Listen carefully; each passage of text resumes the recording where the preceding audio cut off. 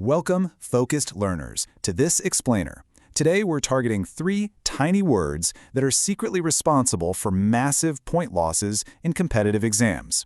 A, an, and the. We're going to decode the rules, bypass the traps, and literally turn these tiny words into guaranteed points. Let's get right into it. But first, a really quick test. Which one is correct? A university or an university? Honestly, does that question make your exam anxiety spike just a little bit? Well, if you hesitated, even for a split second, exam setters are totally counting on that. It's one of their absolute favorite traps, but by the end of this explainer, you are never going to fall for it again. And look, mastering this topic isn't just about having good grammar. It's a high-yield strategy. Whether you're sitting for SSC, banking, railways, defense, insurance, or state government exams, questions on articles are basically guaranteed to show up in your error detection and sentence improvement sections. These are free marks just waiting for you to claim them.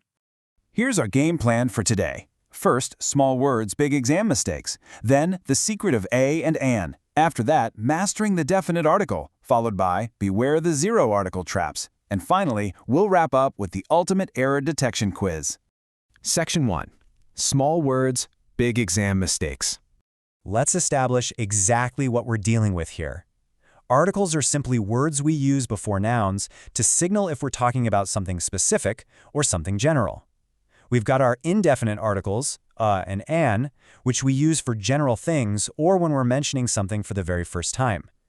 And then we have the definite article, the, which points to a specific or particular thing. Sounds simple enough, right? But, the devil is always in the details. Moving on to Section 2, the secret of a and an. Okay, so here is the core philosophy of exam setters. Relying purely on spelling is a massive trap.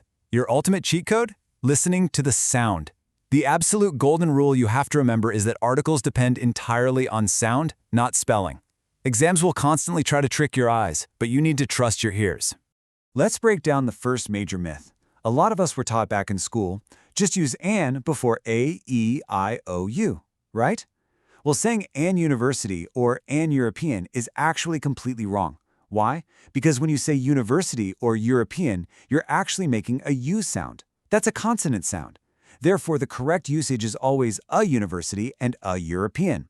And this brilliantly illustrates the reverse trap. Take a look at words like honest and MBA. Now, honest starts with a consonant letter, sure, but the H is completely silent, leaving us with an O vowel sound. Similarly, MBA starts with a consonant, but phonetically you say MBA, starting with an E vowel sound. So the crucial point here is that they take an. It's always an honest man and an MBA student. Remember, sound beats spelling every single time. Section 3. Mastering the definite article. Let's build a rapid-fire rulebook you can use for sentence improvement when it comes to the. First up, specifics. Saying, I saw a dog is general, but once it's mentioned, it becomes specific. The dog was cute. Second, unique things. There's only one sun, moon, and earth, so they always get the. Third, superlatives. Think the best player or the most beautiful. Fourth, geography. Rivers, oceans, and mountain ranges, like the Ganga or the Himalayas, all absolutely require the. And finally, famous entities, like newspapers and monuments. Basically, if it's specific, unique, or monumental, the is your go-to word. Section 4, beware the zero article traps. Exam setters absolutely love to bait you by putting articles where they literally do not belong. For example, you should never ever put an article before a person's name. It's not the Rahul is my friend, it's just Rahul. The exact same rule applies to languages and subjects. It's never the English is easy or the mathematics, just English and mathematics. Oh, and general meals. If you say I have breakfast at 8 a.m., there is absolutely no article, just leave it totally blank. Section 5. The ultimate error detection quiz. All right, I want you to actively recall what we just learned and lock in your answers in your head before I reveal them. Question 1. He is blank MLA. Is it A, an, or the? Think about that cheat code. Don't look at the letters. Think about how you actually say that acronym out loud. The answer is B, an, because MLA is pronounced starting with the M vowel sound. If you got that right, you are already beating the exam setter's absolute favorite trick. Let's try question 2. Sentence improvement. Blank Himalayas are the highest mountain range. Which article fits here? A, an, or the? Think back to our rapid-fire rulebook for a second. The correct answer is C, the.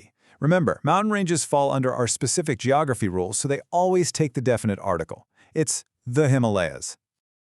Moving on to question 3. This is a classic two-part exam question. I saw blank elephant in the zoo. Blank elephant was very big. Go ahead and lock in your 2 articles right now. The answer is an, followed by the. And here's the logic brilliantly at play here. The very first time we mention the elephant, it's general, and it starts with a vowel sound, right? So we use an. But in the very next sentence, we're talking about that specific elephant we just saw. Because it's now specific, the second blank requires the. Okay, last one, rapid fire. Spot the error in this sentence. Sun rises in east. Where exactly are the missing words? The completely correct sentence is, the sun rises in the east. Because the sun is a totally unique entity, and directions like the east are specific, they both absolutely require the definite article the. So to wrap this whole thing up, here is your high-yield revision table. I highly recommend taking a quick screenshot of this right now. Really let these rules sink in.